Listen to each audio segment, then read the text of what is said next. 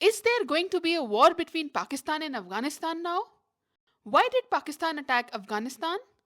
How did the relations between these two Islamic countries become so strained? Is there going to be a full scale war in South Asia now, after Europe and the Middle East? Let us understand everything in simple language. You might remember that in 2021, when the Taliban took over Afghanistan by overthrowing the pro Western Ashraf Ghani government, there was a wave of happiness in Islamabad at that time. Pakistan's happiness knew no bounds. Pakistan felt that a friendly regime has come into place in its neighborhood. But its happiness did not last for long. Very soon, it got a reality check. And today, after 3.5 years, the situation is that Pakistan's relations with Afghanistan are not good. So, what happened between these two countries? How did the matter reach this point? The reason is Tehreek-e-Taliban Pakistan, or TTP in short, which is also known as the Pakistani Taliban. TTP is an Afghanistan based Islamist militant group whose aim is to overthrow the government of Pakistan. To achieve this, TTP regularly carries out attacks on Pakistan. The ideology of the Pakistani Taliban is similar to that of the Afghan Taliban. Both extremist groups are known for their strict interpretation of Islam and share the common goal of establishing Sharia law.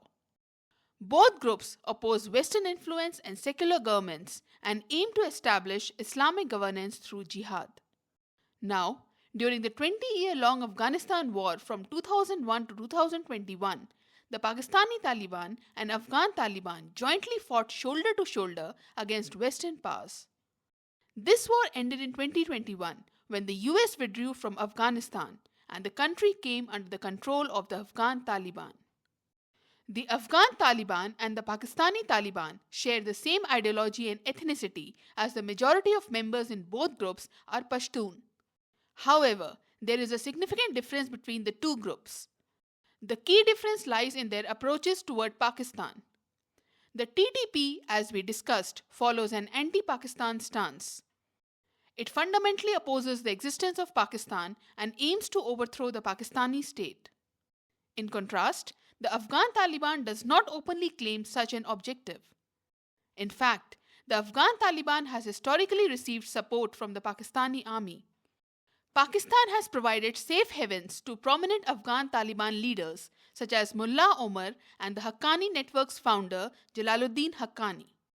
Moreover, Pakistan's intelligence agency ISI has utilized Taliban leaders as assets to advance its interests in Afghanistan. So, the Afghan Taliban stance toward Pakistan differs significantly from that of the TTP. However, whenever cross-border violence is carried out by the TTP or attacks occur within Pakistan from the Afghan soil, relations between Pakistan and the Afghan Taliban deteriorate. Pakistan accuses the Afghan Taliban of harboring the TTP. At times, Pakistan takes direct military action due to the Afghan Taliban's inability to contain the TTP. For instance, Pakistan recently conducted airstrikes on TTP training centers inside Afghanistan. Since the Afghan Taliban has proven incapable of stopping the TTP, Pakistan seeks to weaken the TTP through such strikes to prevent further attacks on its territory. Regularly, we receive news of TTP attacks in Pakistan, where members of the Pakistani army, police, or civilians lose their lives. Such reports surface frequently. Pakistan repeatedly urges the Afghan Taliban to control TTP, but TTP's activities do not stop. Amid these developments, reports also emerge about Pakistan carrying out strikes on TTP hideouts near the Afghan border or within Afghanistan. Recently, for instance, Pakistan conducted airstrikes in the Pashtun-dominated Paktika province of Afghanistan. Pakistan justified these actions by asserting its right to self-defense, stating that if attacks originate from Afghan soil, it has the right to retaliate across the border. Naturally, the Afghan Taliban opposes such actions. It has condemned the Pakistani airstrikes as a violation of Afghanistan's sovereignty and has vowed to retaliate. The Afghan Taliban is angered by what it views as a breach of its territorial integrity. It has described Pakistan's actions as a violation of international law, whereas Pakistan has defended them as necessary for its national security. Anyway, this latest action by Pakistan has further escalated tensions between the two countries. Try to understand Pakistan's intention behind these attacks. We know that Pakistan is currently battling an economic crisis and political instability. The people are dissatisfied with the Pakistani army and government. In such a situation, the Pakistani government and military are resorting to the tried and tested method, nationalism. Such strikes unite the people. Even if it is temporary, at least for some time, the people's dissatisfaction with the military reduces. Secondly, it gets international attention. Pakistan can project the TTP as an extremist group and a global threat. By doing this, Pakistan can show that it is a victim of terrorism. Through this, it can appeal to the international community for support in counter-terrorism. By pulling off such stunts, it tries to secure financial aid. Given the miserable condition of Pakistan, any amount of money brought from anywhere is good. So, Pakistan keeps trying in every direction. Sometimes, Pakistan has to play such risky games, which may not bring any benefit but do result in loss. The loss is that relations with neighbors get spoiled. Trust issues develop. Tensions increase with every action and counteraction. As we discussed, the latest Pakistani airstrikes have taken place in Afghanistan's eastern province of Paktika. As you can see on the map, Afghanistan's Paktika province is adjacent to Pakistan's Khyber Pakhtunkhwa and Balochistan regions and shares a border with them. The border between Afghanistan and Pakistan is called the Durand line. This place has been a hotspot for insurgent activities for years. A major reason for this is its geography.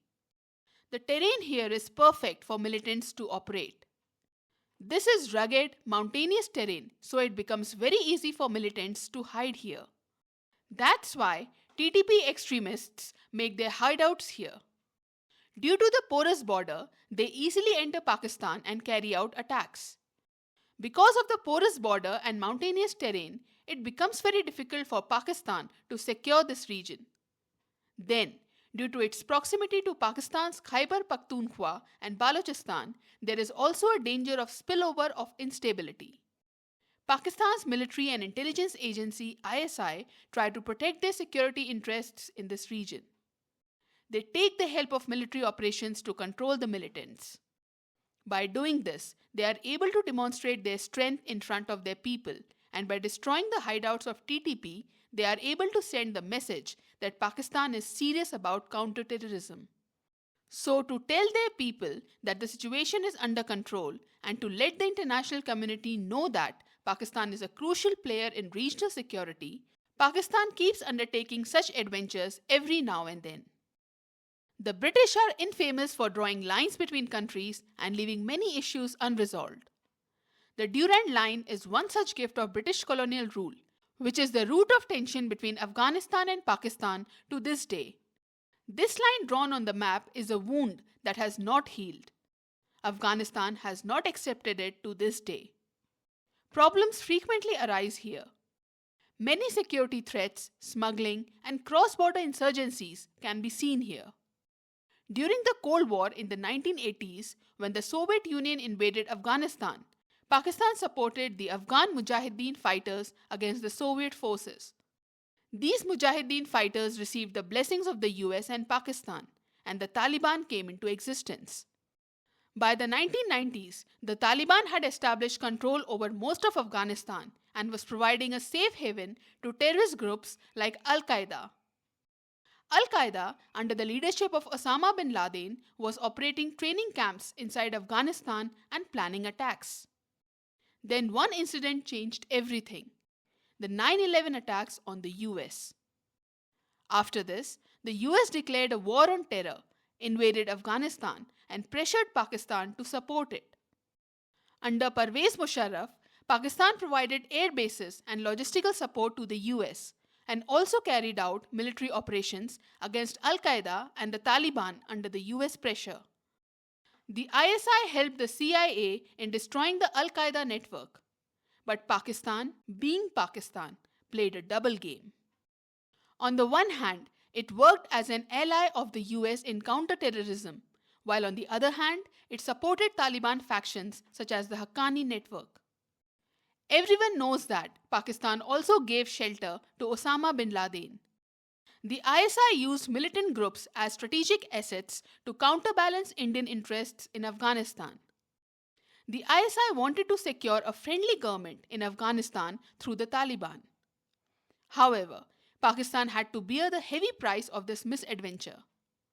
For this act, Pakistan had to divert many of its resources, bear heavy economic, diplomatic, and human costs due to supporting terrorism, spoil relations with its neighbor India, strain relations with the US, and today the situation is such that even its western neighbor and Islamic brother, Afghanistan, does not trust it one bit.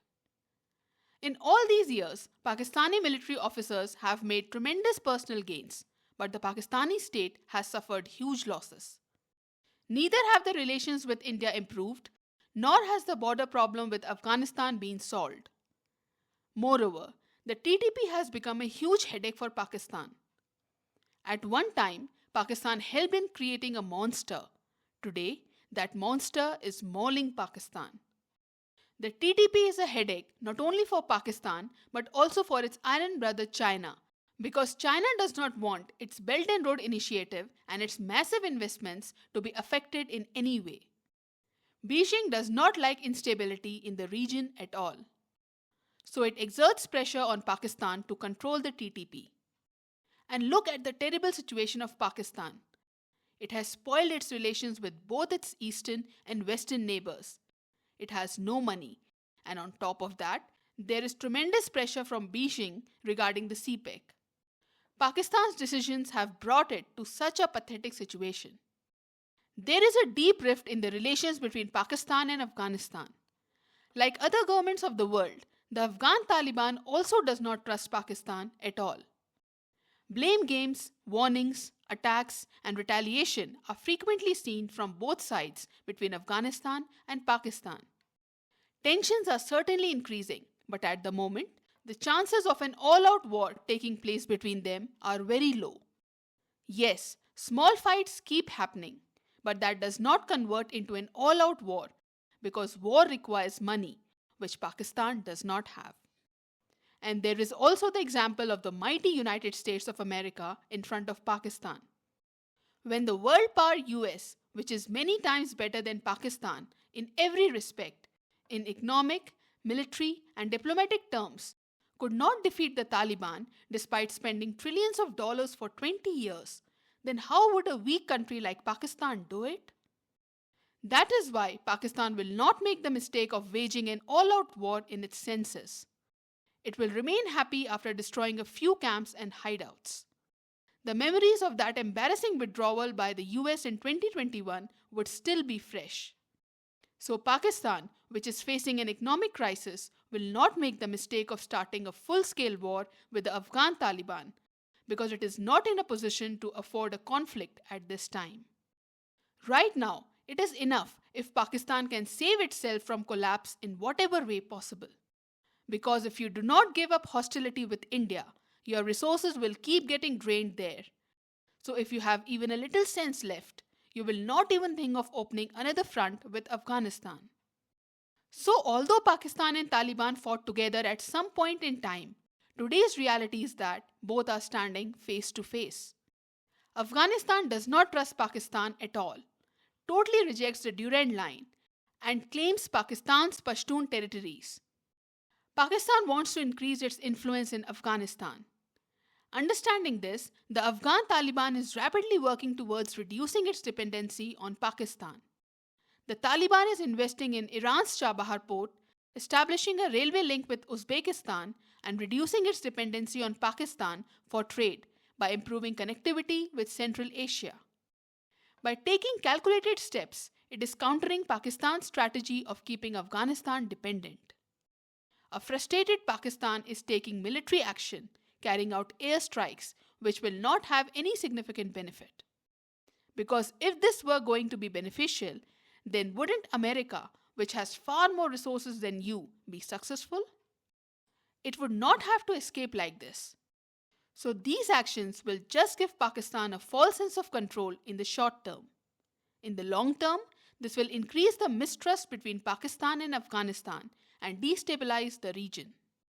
However, the chances of a full-scale war breaking out are very low.